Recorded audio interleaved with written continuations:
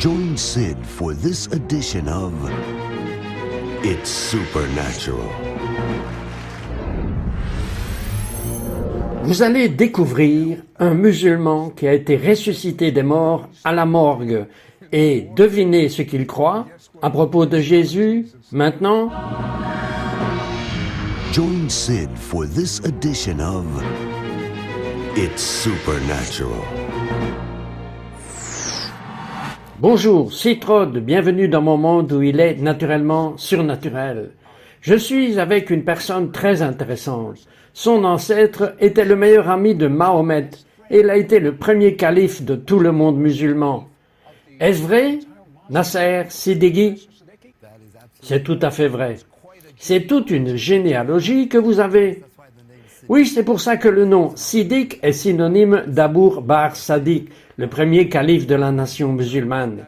Donc, par curiosité, la plupart des musulmans reconnaîtraient-ils votre nom? Absolument. Si je devais aller au Moyen-Orient, ils reconnaîtraient immédiatement Nasser Sadiq, sa famille parmi les Siddiq. Et en parlant de famille, il venait d'une famille très prospère. Mais il ne s'en sortait pas si mal. À 35 ans, il était millionnaire. Il avait toutes les voitures et maisons les plus soignées des tout Hollywood dit qu'ils vous rendront heureux.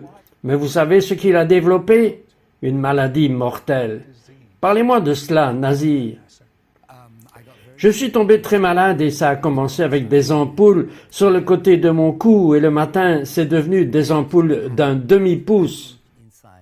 Ce n'était pas censé vous arriver. Tout ce que vous saviez, c'est que vous travaillez environ 18 heures par jour et donc votre système immunitaire était déchiré et il était à moins que zéro. Ils m'ont emmené d'urgence à l'hôpital. Je m'étais évanoui 2 fois cette nuit-là. Ils m'ont amené d'urgence à l'hôpital général de Toronto, à Toronto, Canada, aux urgences. Ils ont diagnostiqué qu'il s'agissait du pire cas de zona jamais enregistré dans l'histoire. Mais attendez une seconde, j'ai eu le zona et j'ai eu mal, mais je ne pouvais pas en mourir. Eh bien, celui-ci était du haut de ma tête jusqu'en bas de mon visage. Sur le côté de mon visage, cette oreille, le cou, cette épaule, et ils m'ont admis à l'hôpital. Le lendemain matin, cette oreille touchait cette épaule. C'était comme un ballon, je ressemblais à un lépreux. C'était déformé de ce côté et mon système immunitaire ne ripostait plus. Avez-vous une photo de cela? Voudriez-vous la montrer? Oui, absolument. C'est à ça que je ressemblais. Dans cette chambre d'hôtel, des ampoules d'1 pouce de large, une température de varicelle de 107,6 degrés et des lésions cérébrales. Dans cette condition, avec de l'hypothermie, ils m'ont laissé mourir. Les médecins sont en fait venus à l'hôpital, debout au-dessus de votre lit. Ils pensaient que vous étiez sorti de là. En fait, vous dormiez. Qu'est-ce que vous avez entendu dire? Ils m'ont examiné, ils ont dit, son système immunitaire s'est arrêté. Cela se propage dans tout son corps. Nous ne pouvons rien faire contre l'hypothermie, parce que le cerveau s'est cuit tout seul. Et ils ont dit que je serais probablement mort le matin. En fait, Anita, ils l'ont ensuite emmené hors de la pièce et lui ont expliqué que si je vivais, c'est quelqu'un qui a travaillé avec vous. Oui, mon œil serait aveugle, mon oreille serait morte, il y a des lésions cérébrales, ce côté du visage serait paralysé, et si je vivais, je serais un légume. Mais je serais probablement mort d'ici le matin. Ok, vous entendez cet horrible reportage. Vous êtes musulman? Que pense un musulman quand il est condamné à mort? Là, Allah n'est pas un guérisseur, Mahomet n'est pas un guérisseur. Donc, on ne se tourne pas vers Allah en lui disant « Guéris-nous ». Nous supposons que nous allons mourir. Mais j'avais peur de la mort et j'étais pétrifié. Pourquoi? Je ne savais pas ce qu'il y avait de l'autre côté, mais j'en avais peur et les mêmes personnes en qui j'avais confiance, ces médecins avaient confiance en eux et ils venaient d'abandonner. Que faites-vous quand les gens en qui vous avez confiance vous ont abandonné et vous ont laissé mourir de peur? J'ai crié, j'ai dit, Dieu, si tu es réel, ne me laisse pas mourir. Et c'est ce que j'ai crié. Mahomet n'est pas venu, Allah n'est pas venu, mais cette nuit-là, dans cette chambre, une silhouette est apparue au bout du lit. Et cette personne... Attendez une seconde. Avez-vous déjà vu quelque chose de surnaturel comme ça avant, dans toute votre vie? Jamais. C'était la première fois. Ok. Il y avait ce visage. Avez-vous eu peur ou qu'est-ce qui s'est passé? Pas du tout, je n'avais pas peur du tout. Au milieu de la nuit, je vois ce visage à la fin du lit, et c'était le contour d'une personne avec de la lumière, qui rayonnait. Je ne peux pas vous dire à quoi cela ressemblait, mais tout ce que je pouvais voir, c'était le contour d'une personne avec de la lumière. Maintenant, je savais que c'était Jésus. Les gens sont venus vers moi et ils ont dit « Tu es un musulman ». Les musulmans ne connaissent pas Jésus.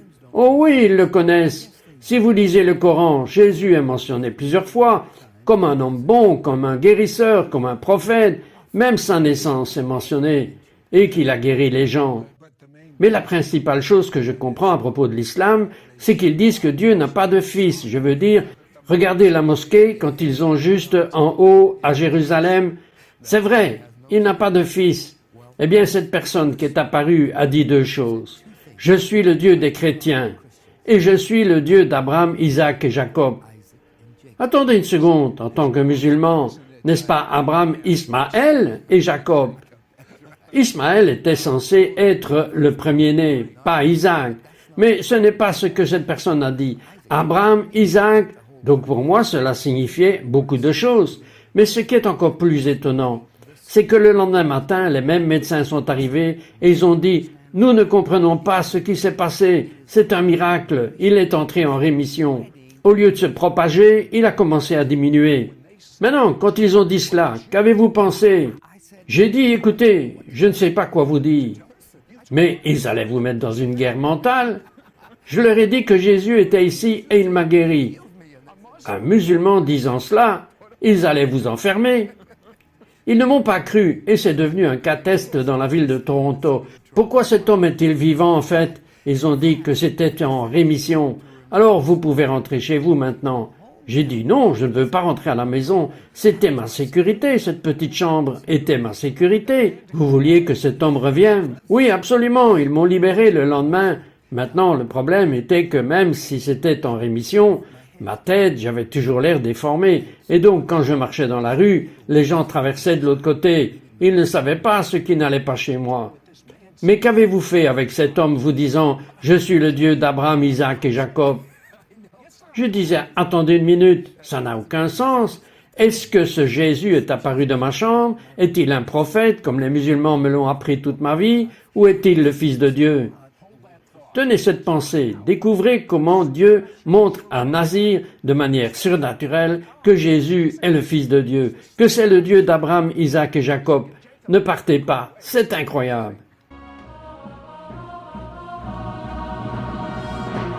We'll be right back to It's Supernatural.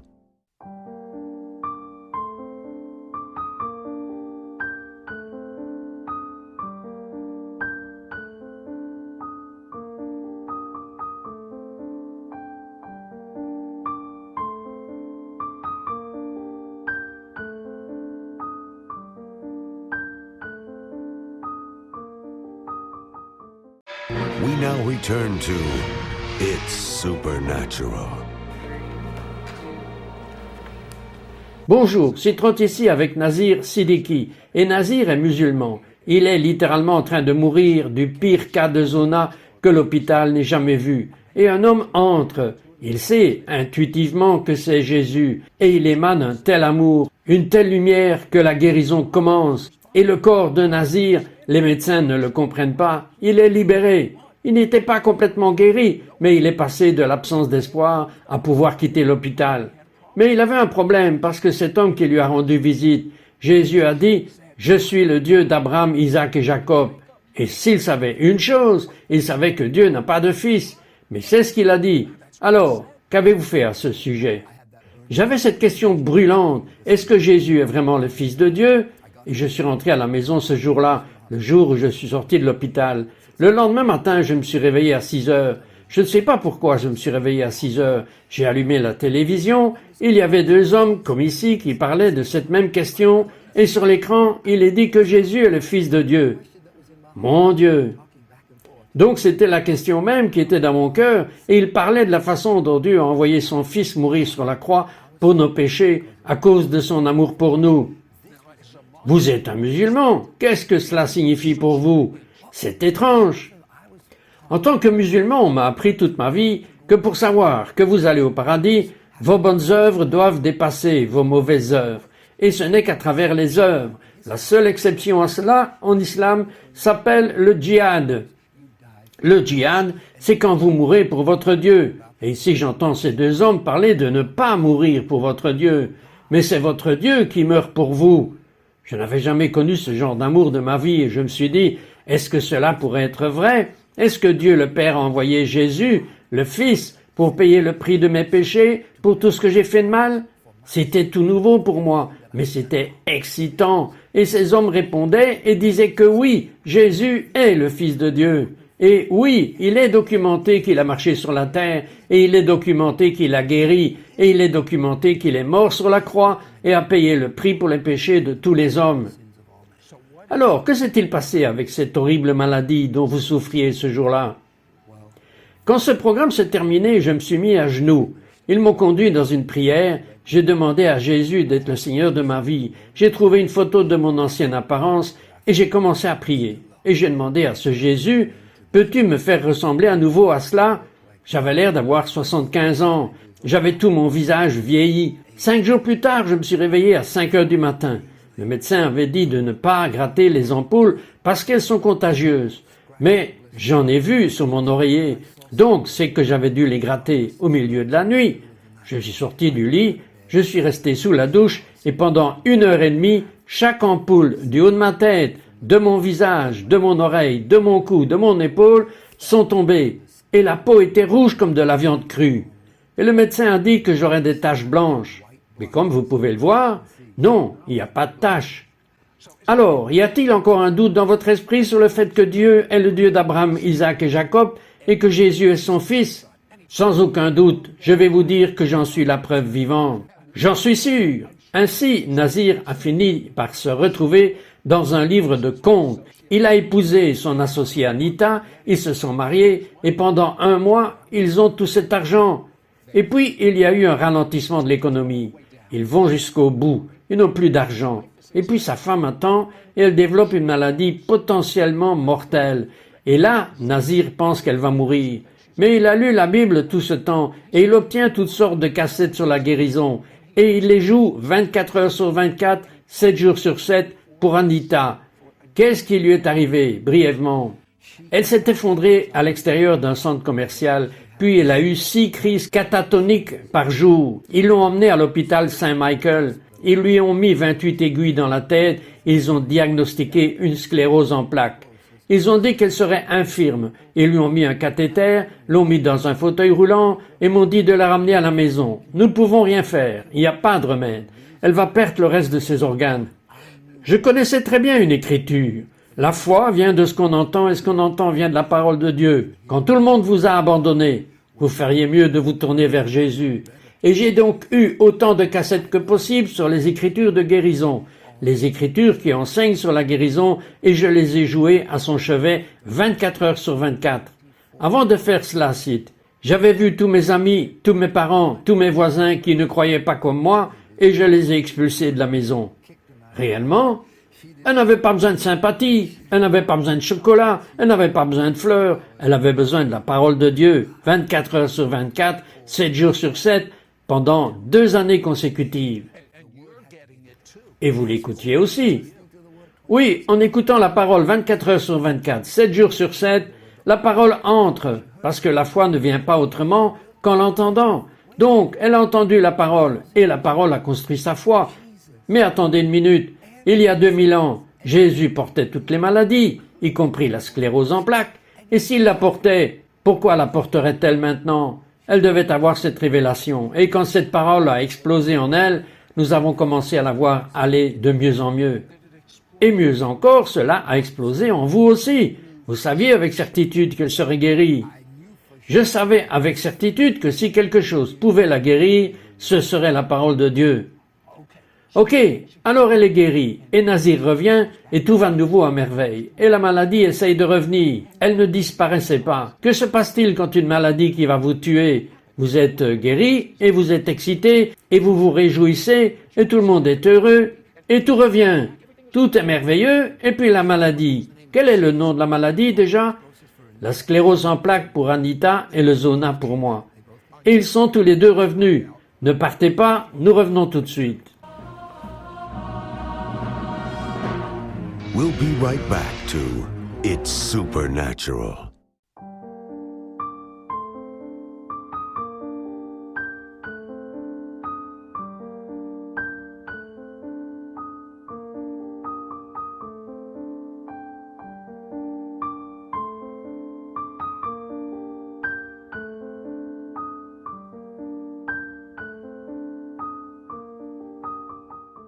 We now return to It's Supernatural.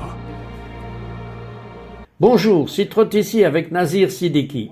Et que se passe-t-il si votre frère, qui est un musulman ardent, venant d'une très haute famille musulmane, porte le même nom de famille Siddiqui, que la plupart des musulmans connaissent comme le nom du premier calife de tout l'islam? Que se passe-t-il lorsque vous êtes guéri de la sclérose en plaques, vous êtes guéri du zona, potentiellement mortel, et tous deux, leurs maladies reviennent? Que faites-vous? Dites-vous, je suppose que ça ne marche pas? Je ne sais pas ce que vous feriez. Cela aurait été la réaction normale, mais la différence était qu'avec Anita, elle a écouté la parole pendant 2 années consécutives, et j'ai écouté la parole avec elle pendant ces 2 années, et quand vous avez autant la parole en vous, vous réalisez que Jésus portait toutes les maladies et toutes les affections. Alors quand cette sensation de picotement a commencé à revenir sur moi avec le zona, j'ai immédiatement réalisé, attends une minute, est-ce que le zona revient ou est-ce une sensation de picotement? Et la réponse a été une sensation de picotement. C'était un symptôme. C'était la même chose avec ma femme. Et je veux que vous compreniez très clairement qu'il y a une différence entre un symptôme et une maladie. Et si vous ne comprenez pas cela, le diable peut profiter de vous. Alors, expliquez cela. La même chose s'est produite. Les symptômes de la sclérose en plaques ont essayé de revenir. Les médecins m'ont dit que le zona serait dans mon corps pour le reste de ma vie. Et si vous avez un peu de stress, ça va éclater. Encore une fois, j'ai eu 10 fois plus de stress et cela n'a jamais pu éclater parce que j'étais capable de gérer le symptôme. Et de la même manière, avec ma femme, ils ont dit que la sclérose en plaques sera dans son corps pour le reste de sa vie. Eh bien non, les symptômes sont revenus, mais nous avons pu faire la différence entre un symptôme et une maladie. Le chrétien moyen, ce qui se passe, c'est que le symptôme revient et immédiatement sa réponse est « Eh bien, je n'ai pas été guéri » ou bien « J'ai été guéri et j'ai perdu la guérison ». Maintenant, je me souviens qu'il y a de nombreuses années, un jeune croyant juif est venu me voir et il n'avait plus besoin de ses lunettes et il a prié et ses yeux étaient normaux. Le lendemain, oui, il avait besoin de ses lunettes. Il a dit « Que s'est-il passé ?» J'ai dit « Je ne sais pas. Aujourd'hui, je sais. » Mais à ce moment-là, j'ai dit « Je ne savais pas. » Alors, qu'avez-vous fait quand le symptôme est revenu? La première fois que nous avons dû l'identifier, c'était un symptôme. Ensuite, nous devions gérer avec le nom de Jésus et l'autorité qui nous avait été donnée par le Seigneur Jésus-Christ. Et en utilisant le nom et en utilisant l'autorité, nous avons commencé à réprimander le symptôme et à ne pas ouvrir la bouche et à reconnaître la maladie. Parce qu'au moment où vous ouvrez la bouche et reconnaissez la maladie, vous ouvrez la porte pour qu'elle revienne. Et donc nous avons dit non, nous n'y allons pas, c'est un symptôme, et nous allons le traiter comme un symptôme. Parfois les gens ont mal à la tête et ils pensent que la maladie est un mal de tête. Généralement ce n'est pas le mal de tête, c'est le résultat de quelque chose d'autre qui se passe, et ils ne s'occupent jamais bien de la racine. Nous avions déjà traité la racine qui était la maladie. Nous n'allons plus nous en occuper. Jésus a porté cela. Maintenant, nous allons traiter le symptôme. Et chaque fois qu'un symptôme est apparu, nous avons pu emmener cette pensée captive à l'obéissance de Christ. Numéro 1. Et numéro 2, nous avons pu utiliser l'autorité du croyant que Jésus nous a donnée et le nom qui est au-dessus de tout nom et réprimander chaque symptôme. Vous savez, c'est si merveilleux.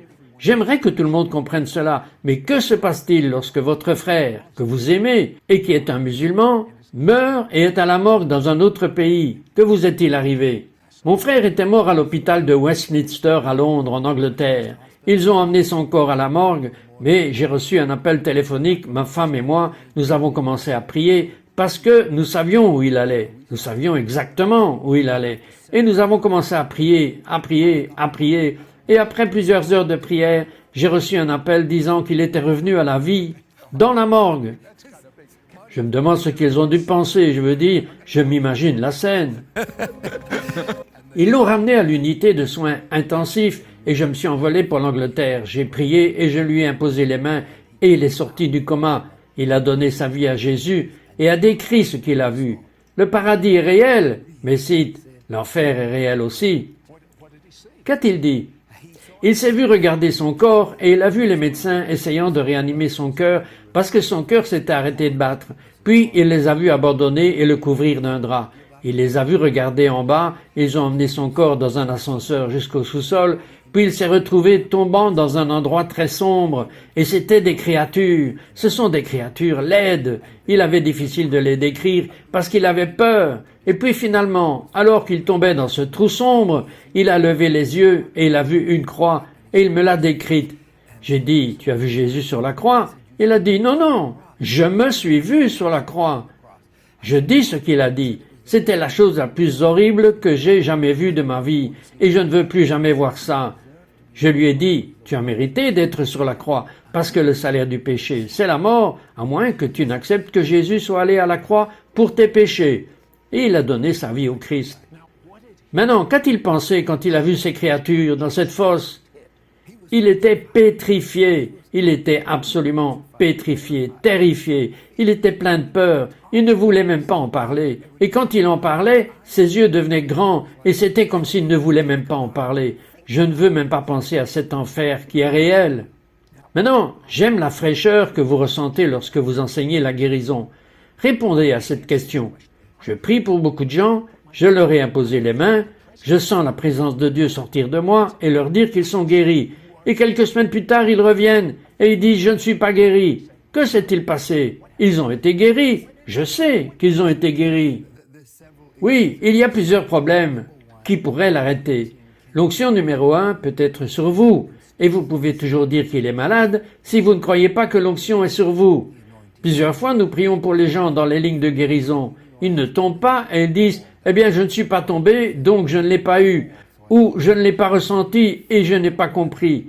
Il n'y a aucune trace que quiconque ait ressenti quoi que ce soit. Même la femme avec des pertes de sang a seulement senti le sang sécher. Elle ne dit pas qu'elle a senti l'onction. Jésus a senti l'onction s'éteindre, mais elle n'a pas dit qu'elle a ressenti l'onction. Ou alors la maladie la plus courante avec laquelle ils sont venus, elle était toujours sur eux. Et quand ils sont partis, alors ils disent « Je ne l'ai pas compris ». Non, non, certaines personnes ont été guéries instantanément dans la Bible, mais certaines personnes ont été guéries en marchant, certaines personnes ont été guéries en 1 heure, donc il y a des guérisons progressives et il y a des guérisons instantanées. La mienne a été instantanée, ma femme a mis 2 ans. Peu importe que ce soit instantané ou progressif, elle a été guérie. Et vous pouvez donc avoir l'onction de guérison en vous, ce que vous avez fait lorsque vous leur avez imposé les mains, et ils ne l'ont pas reconnu que l'onction était en eux, et qu'ils étaient guéris. Vous savez, Nazir a dit quelque chose de très important. Peu importe que vous le ressentiez ou non. Son frère a vu l'enfer, il a vu cette fosse, ces horribles monstres, et il a fait de Jésus son Messie. Si ce musulman, avec une expérience aussi substantielle, a pu croire en Jésus, vous pourriez le faire maintenant, si vous croyez que Jésus est mort pour vos péchés, pour toutes les mauvaises choses que vous avez faites. Dites-lui que vous êtes désolé pour les mauvaises choses que vous avez faites. Elles ont été emportées et vous demandez à Jésus de venir vivre à l'intérieur de vous et d'être le Seigneur de votre vie. Si vous faites cela maintenant, vous saurez que vous allez au paradis. Vous n'allez pas l'espérer, vous ne le penserez pas, vous le saurez. Savoir, c'est bien mieux que là où vous êtes.